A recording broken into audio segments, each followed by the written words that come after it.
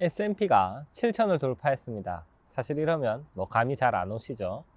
전 세계 모든 주식이 폭등 중이라고 생각하시면 되겠습니다. 물론 코스피도 포함해서 말이죠.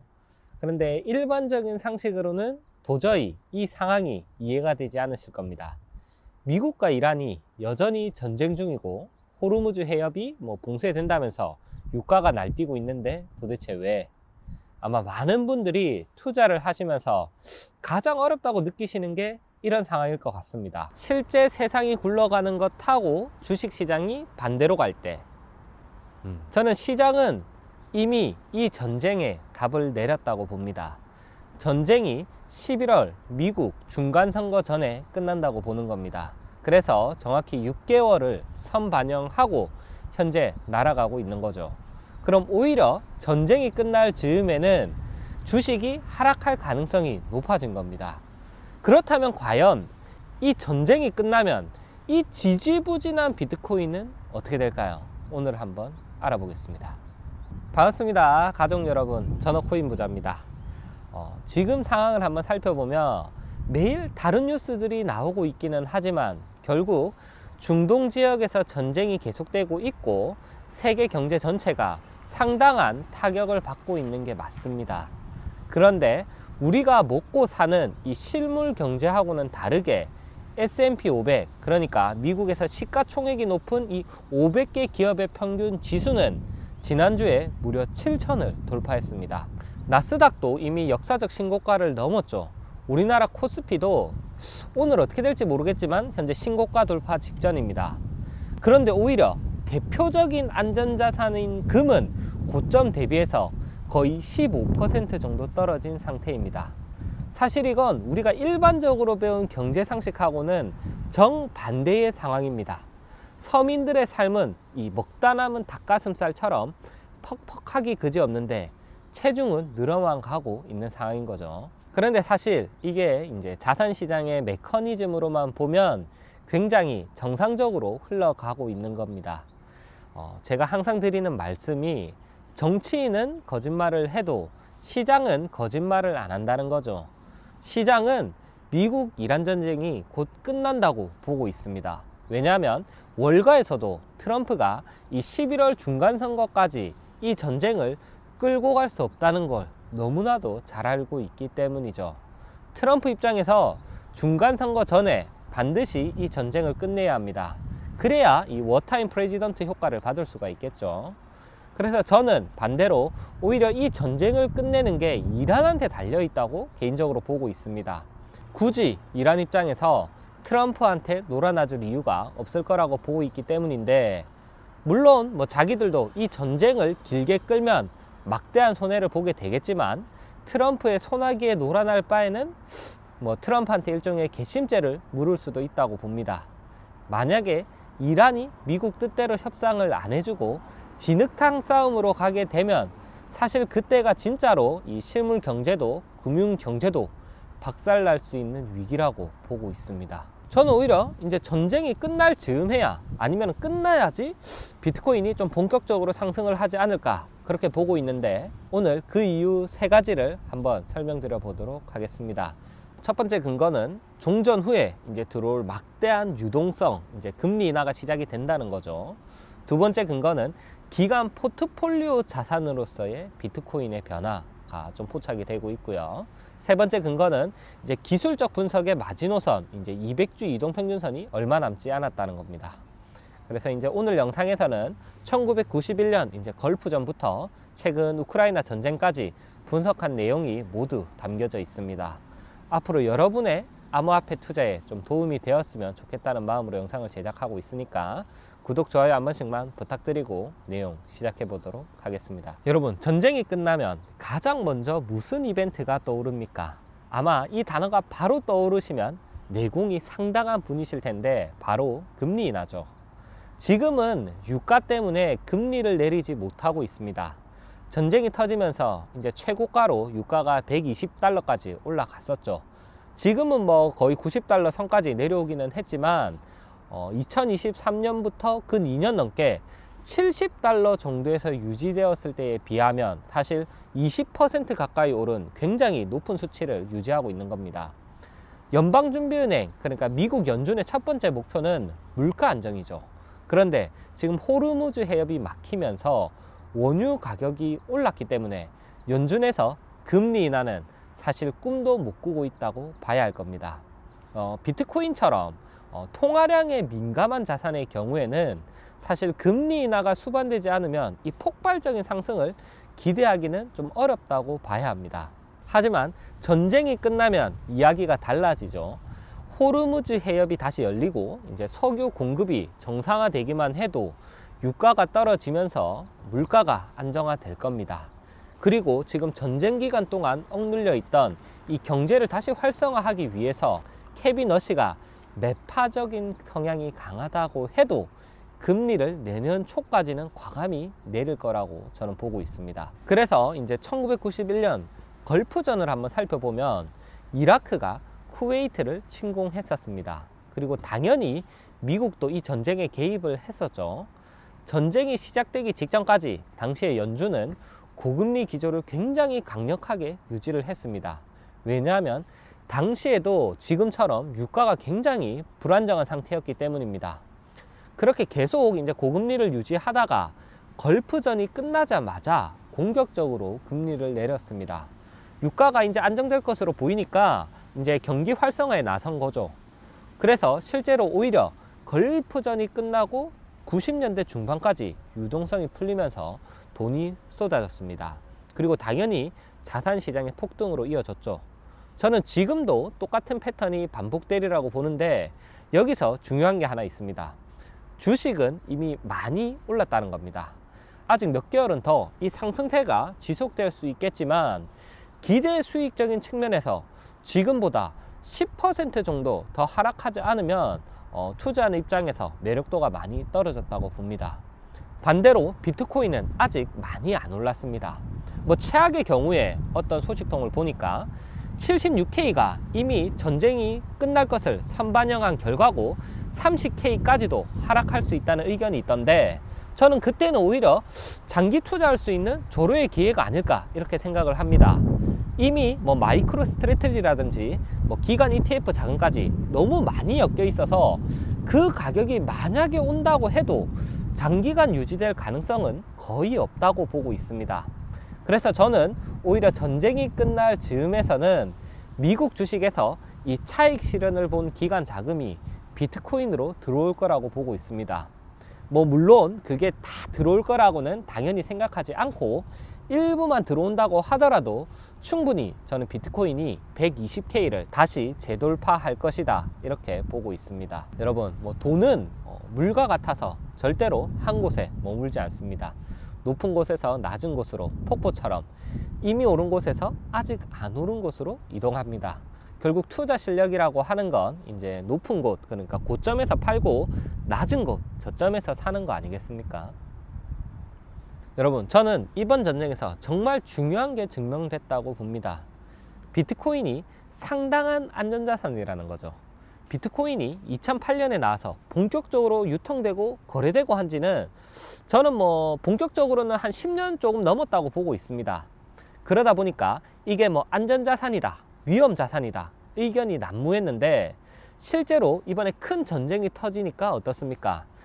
알트코인이야 상장 폐지되는 것들도 있고 솔직히 말해서 위험자산일지 몰라도 비트코인 자체는 상당히 단단한 자산이라는 게 입증이 됐습니다. 실제로 전쟁이 진행되는 동안 비트코인 가격은 하방으로 빠지지 않고 오히려 상승세를 보였죠. 반대로 이 상황에서 금은 일부 한계가 좀 드러났습니다. 실제로 이 전쟁 발발 직후에는 금값이 오히려 10% 정도 떨어졌습니다. 물론 작년 한 해 동안 엄청나게 오르긴 했지만 전통적인 상황이었다면 추가적으로 저는 그 상승세를 조금 더 이어가는 게 맞지 않았을까 이렇게 생각을 합니다. 그런데 지금 차트를 보시면 전쟁이 시작되고 오히려 가장 빠르게 하락한 자산이 바로 골드입니다. 저는 개인적으로 마진콜 때문이라고는 보고 있습니다. 마진콜이 뭔지 쉽게 설명을 드리면은 이제 그냥 전쟁이 터지니까 투자자들이 현금을 확보하려고 금을 던졌다는 겁니다. 본인들의 이제 레버리지를 끼고 투자한 사람들이 이제 현금 확보를 위해서 그랬겠죠. 뭐 비트코인도 처음에는 잠시 떨어지긴 했지만 곧바로 반등해서 천천히 상승 중에 있습니다. 현재 65K가 지지 구간으로 작용을 하는 뭐 여러 가지 가설이 있죠. 여기가 뭐 기관 자금들의 평단가다, 마이크로 스트래티지 때문이다, 모두 일리 있는 말이라고 생각을 합니다. 그런데 저는 여기에 추가로 이 가격 즈음부터 중동 자금이 들어온 건 아닐까 이렇게 생각을 하고 있습니다. 여러분도 아시다시피 중동에는 여러분들이 부러워하시는 석유 부자들이 많이 있습니다. 그런데 뭐 스위프트 제재도 들어오고 은행도 문을 닫고 이러니까 뭐 부자고 일반인이고 할 것 없이 지금 돈을 못 찾고 자금을 융통하기가 어려운 상황입니다. 쉽게 말해서 뭐 ATM기가 작동을 안 하고 있다 이런 거죠.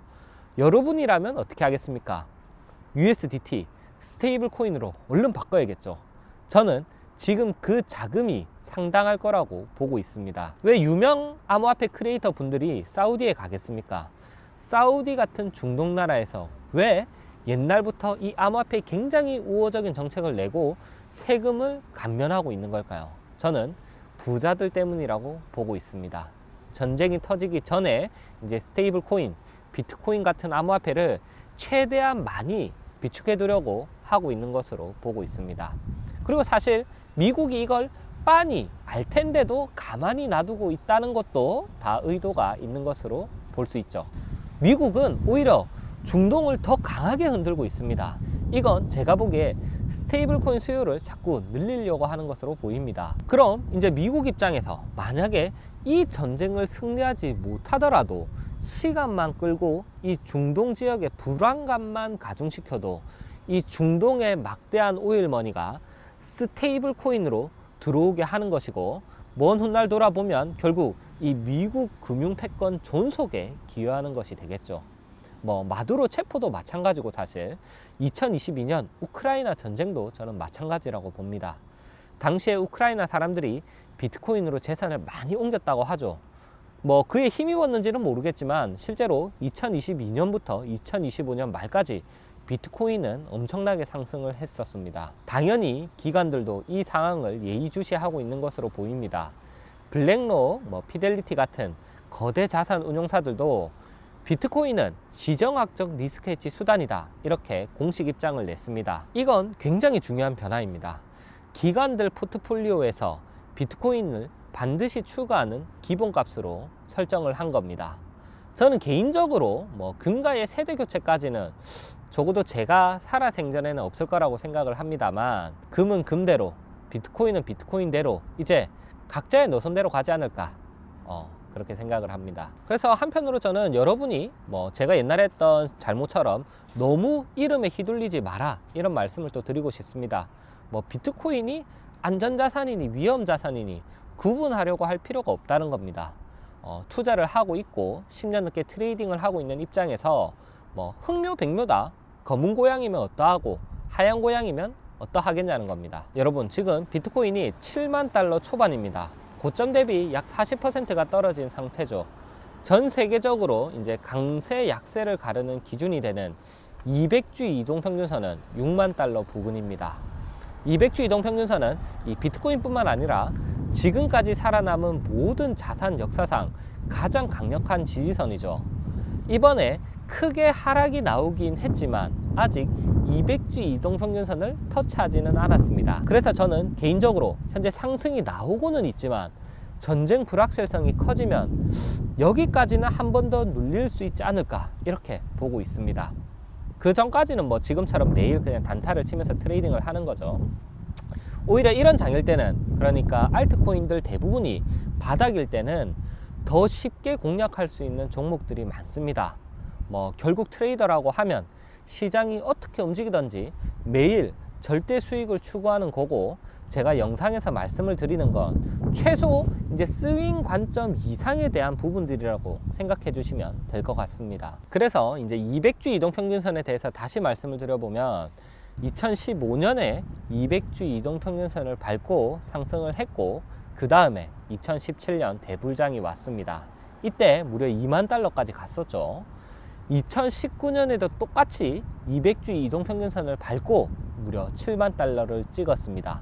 그리고 가장 최근 2022년도 200주 이동평균선을 잠시 이탈한 다음 바닥을 다지고 그대로 120K를 찍었죠. 200주 이동평균선이라는 게 완전한 공식이다, 뭐 이런 건 아닙니다. 시장에 절대로 그런 건 없죠. 중요한 건 10년, 20년 더 나아가서는 앞으로 100년 후까지 어차피 살아남을 자산이라면 하락이 나오더라도 결국 주봉 200 이동평균선을 반드시 재돌파한다는 겁니다. 어차피 사라질 자산이라면 사실 이 모든 분석과 이 모든 영상이 무슨 의미가 있겠습니까?